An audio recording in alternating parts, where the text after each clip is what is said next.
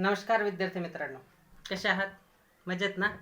मागच्या व्हिडिओमध्ये मी तुम्हाला 10वी विज्ञानाच्या सिलेबसविषयी माहिती दिली होती आणि त्याच्यातच मी तुम्हाला छोटीशी गोष्ट सांगितली होती की का बरं विज्ञानाचा अभ्यास आपण आत्तापासूनच सुरुवात करायला हवा, नाही का? जर तुम्ही तो व्हिडिओ पाहिला नसेल तर नक्की पहा आणि ह्या लेक्चरला लगेचच आपण सुरुवात करणार आहे 10वी सायन्स अँड टेक्नॉलॉजी पार्ट 2 ह्या सब्जेक्टच्या पहिल्या चॅप्टरपासून. पहिला चॅप्टर जो आहे 10वी विज्ञानाचा पार्ट 2 मधला तो आहे हेरिडिटी अँड इव्होल्युशन, म्हणजेच अनुवंशिकता आणि उत्क्रांती. So let's begin. What is heredity? Heredity is nothing but the transfer of biological character from earlier generation, that is previous generation, to the next generation via genes. Heredity म्हणजे अनुवंशिकता म्हणजे काय, तर मागच्या पिढीकडून पुढच्या पिढीला जो गुणसमुच्चय प्रदान केला जातो त्याला अनुवंशिकता असं म्हणतात. आणि हे गुणसमुच्चय जीन्सद्वारे म्हणजे जनुकांद्वारे मागच्या पिढीकडून पुढच्या पिढीला प्रदान केले जातात. ठीक आहे, आता जरा हिस्ट्री जाणून घेऊया या हेरिडिटीची. Who study the heredity first?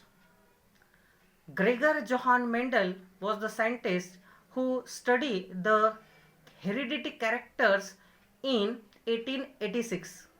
He performed thousands of experiments on the pea plant and described some rules how the heredity character are transferred from one generation to next generation. After that, in 1901, Hugo de Vries was the scientist who tell the reason behind how the sudden changes are occur in living organism by his mutational theory. In 1902, Walter and Sutton was the scientist who shows the pair of chromosomes in the cells of grasshopper. Until that time, we totally unaware of the presence of chromosomes in the living organism. So Walter and Sutton in 1902 shows the pair of chromosomes in the cells of grasshopper.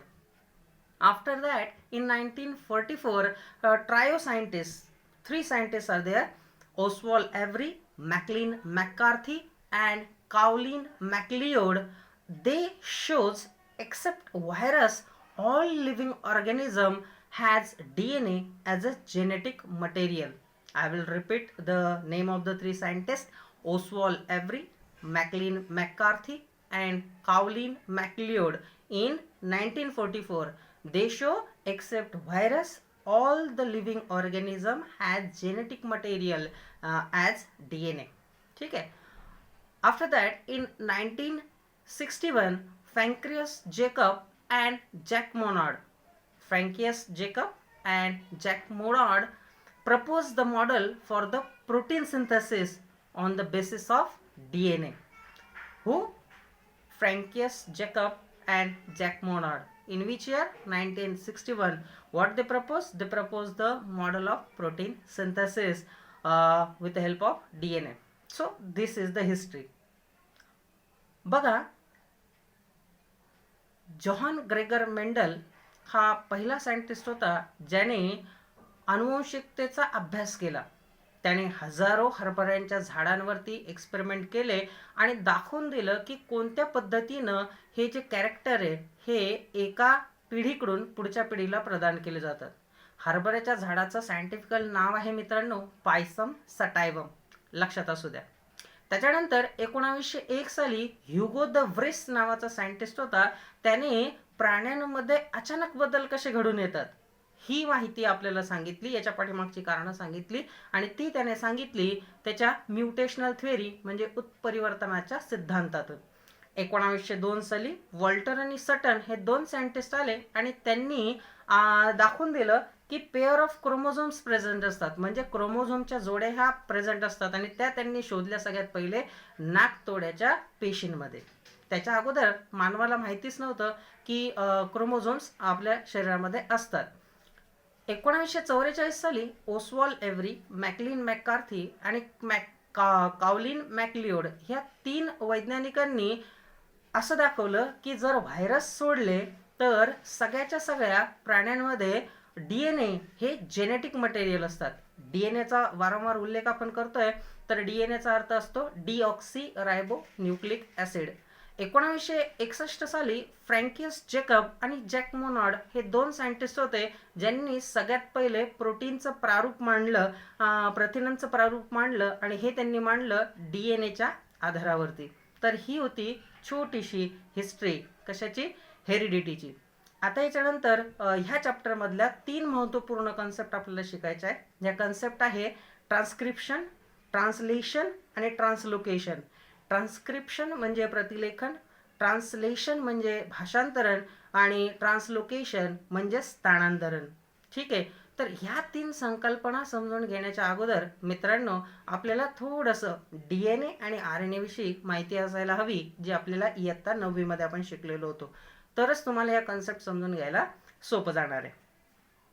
ठीक आहे. मग जराशी 9वीची ही जी RNAची concept आहे ती आपण जराशी revise करूयात. What is RNA?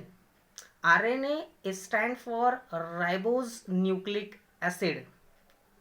2 main nucleic acid present in the body, that is DNA, deoxyribonucleic acid, and second one is a RNA, that is ribose nucleic acid. RNA has 3 types: rRNA, mRNA, and tRNA. rRNA means ribosomal RNA. Ribosomal RNA has work to perform preparation of photosynthesis. mRNA is called messenger RNA. Its work is to provide the message to the rRNA which type of protein should be synthesized. And third one is tRNA. The requirement of amino acid for the protein synthesis is being supplied by the tRNA to the rRNA. RNA चे 3 प्रकार असतात मित्रांनो. पहिला म्हणजे rRNA, रायबोसोमल RNA. याचं काम आहे protein synthesise करायचं, प्रोटीन निर्माण करायचं. नंबर 2 मेसेंजर RNA, mRNA म्हणजे मेसेंजर RNA. याचं काम आहे की मेसेज प्रोव्हाइड करायचा. ठीक आहे. त्याच्याशिवाय मेसेज दिल्याशिवाय प्रोटीन सिंथेसिस करत नाही. कोण? rRNA. आणि tRNA म्हणजे ट्रान्सफर RNAचं काम आहे की ज्या मेसेज DNA कडे पोहोचवले, RNA कडे पोहोचवले जातात, त्याच्यासाठी लागणारं रॉ मटेरियल म्हणजे अमायनो ॲसिड्स हे पोहोचवण्याचं काम कोण करतं? tRNA करत असतं. ही अशी पद्धती असते आपल्या शरीरामध्ये. ठीक आहे. याला एका उदाहरणातून समजून घ्यायचं झालं तर बघा, आपण याला असं समजून घेऊ की तुम्ही दिवसभर शाळेमध्ये असतात, त्याच्यानंतर क्लासेसमध्ये पण जातात, दिवसभर अभ्यास करतात, आणि एवढं सगळं तुमचं वर्किंग शेड्यूल आहे, नाही का? मग असा हा दिवसाचा अभ्यासक्रम झाल्यानंतर तुम्ही थकतातच, नाही का? मग एखाद्या वेळेस जर तुम्ही थकले आणि घरी गेले आणि आईला सांगितलं की आई आज मला भजे खायचे, तर आई तुम्हाला काय म्हणेल? हो ठीक आहे, मी भजे बनवून द्यायला तयार आहे, पण त्याच्यासाठी लागणारं साहित्य म्हणजे पीठ, मिरची वगैरे जे काही असेल ते, तर ते नाही आहे, नाही का? हॉलमध्ये बाबा ही गोष्ट ऐकत असतात, हे की नाही? ते लगेच घरातली बॅग उचलतात, बाजारात जातात आणि हवं ते लागणारं साहित्य घेऊन येतात आणि आईला ते सुपूर्द करतात आणि म्हणतात, हे घे, बनव. तर ह्या उदाहरणातून तुम्हाला काय समजतं मित्रांनो? बरोबर, हे आत्ता जे मी तुम्हाला सांगितलं, tRNA, rRNA आणि mRNA, हीच ती उदाहरणं आहेत. तुम्ही कोण आहात? तुम्ही आईला मेसेज देत आहेत. कशाचा? भजे बनवण्याचा. म्हणजे तुम्ही कोण झाले? Messenger RNA. ठीक आहे. भजे बनवण्याचं काम कोण करणार आहे? तुमची आई. एकदम बरोबर. म्हणजेच ती कोण आहे? बरोबर, ती असणार आहे तुमची rRNA. आणि तुम्ही सांगितलेले पदार्थ बनवण्यासाठी साहित्य आणून देणारे कोण? एकदम बरोबर, तुमचे बाबा. म्हणजे कोण? Yes, these are the tRNA. जर तुम्ही असं लक्षात ठेवलं तर तुम्हाला हे सोपं जाईल समजायला. आता कन्सेप्टकडे येऊया आपल्या. एक छोटीशी कन्सेप्ट याच्यामध्ये येते, सेंट्रल डोग्मा. सेंट्रल डोग्मा म्हणजे काय? Central dogma is the process of synthesis of protein bye DNA through RNA. Central dogma he process कशाची आहे? तर प्रोटीन सिंथेसिसची आहे. आणि हे प्रोटीन सिंथेसिस कसं केलं जातं? तर ते डीएनएच्या द्वारे केलं जातं, पण त्याच्यासाठी मदत घेतली जाते आरएनएची. ठीक आहे. इथून आता आपल्या प्रोसेस सुरू होत आहेत, त्या म्हणजेच ट्रान्सक्रिप्शन, ट्रान्सलेशन आणि ट्रान्सलोकेशन. सगळ्यात पहिले समजून घेऊ आपण पहिली प्रोसेस, ट्रान्सक्रिप्शन. ट्रान्सक्रिप्शन म्हणजे प्रतिलेखन. जरा पुस्तकातली व्याख्या बघा मित्रांनो. mRNA produce as per the sequence of the nucleotides on the DNA. Only one of the two strands of DNA is used in this process. The sequence of the nucleotide in mRNA being produced is always complementary to the DNA strand used for the synthesis. Besides that, there is uracil in RNA instead of thymine of DNA. This process of RNA synthesis is called transcription. ही पुस्तकात दिलेली व्याख्या आहे. ठीक आहे. आता हिला जरासं आपण समजून घेऊयात. ट्रान्सक्रिप्शन म्हणजेच काय, तर RNA सिंथेसिसची ही एक प्रोसेस आहे. ठीक आहे. आता RNA सिंथेसिस कशासाठी करायला लागतात मित्रांनो, तर RNA हे आपल्या सेलमधल्या न्यूक्लियसमध्ये तयार होत असतात.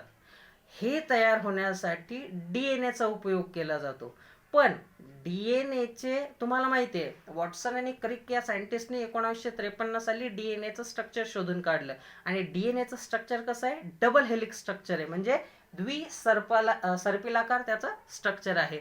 या दोन धाग्यांपैकी, डीएनएच्या दोन धाग्यांपैकी एक धाग्याचा वापर केला जातो आणि एक धागा जो आहे तो mRNA ने रिप्लेस केला जातो. ठीक आहे.